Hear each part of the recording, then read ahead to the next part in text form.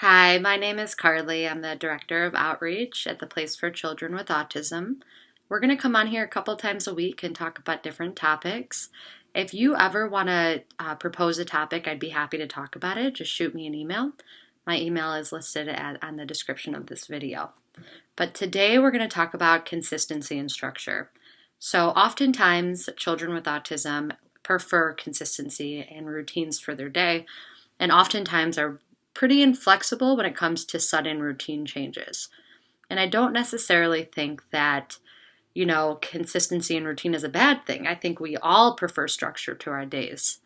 And that's what we're going to talk about today is really how to incorporate a good structure to your days at home, going back and forth from downtime to tasks that need to get done. So I think the first thing is to really plan ahead. This is where you as a parent, you're going to want to come up with tons of different activities that you can do. And it helps me to break these up into categories. So there's educational tasks. What kind of things are those? You can go to ABC Mouse. They're giving away free subscriptions to their platform, but this could also be homework that a teacher gives you. Various educational tasks. There's also fine motor skills. There's exercise. You should incorporate exercise into your day. That could look like yoga, walking around the block, stretching, doing jumping jacks. You can create fun ways to do some exercise. I would even put independent living skills on your schedule. So when it's time to brush teeth, when it's time to take a bath, when it's time to help mom prepare meals, if maybe that's a skill that you're working on. Some other things that are fun to do would be science projects, art projects, board game time. Then you're going to want to have some preferred tasks on there too. So you know your child better than anyone.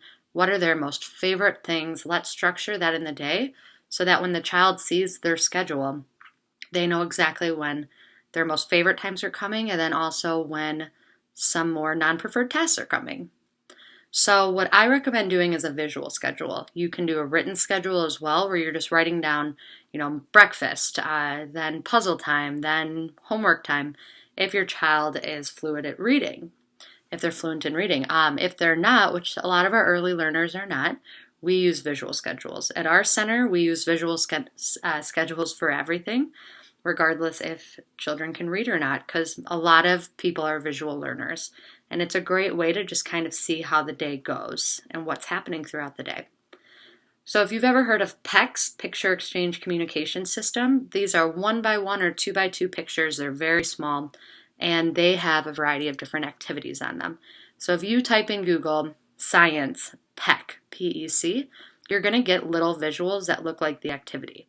And after you have a variety of different visuals, maybe for brushing teeth, for puzzles, for board games, for iPad time, you can put these on a Word document or something else that very clearly shows visually what the activities are going to be for the day. And then you can come up with a fun way with your child to indicate when the activity is done. So that might be checking it off. It might be putting a sticker next to the activity once it's finished.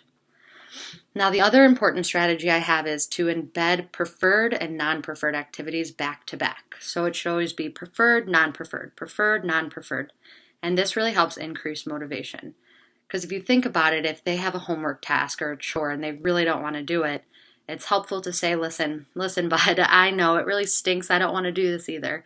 But right when we're done, we get iPad or we get to watch a movie with mom or play a board game. Something very preferred right after. That helps keeping motivation and incentive there, and it should make the day go by a little bit easier. So I hope these strategies were helpful. We're going to be updating our blog often with other strategies and advice, so feel free to look at that. It's the Place for Children with Autism /blog. And I will talk to you soon. Thank you for chiming in.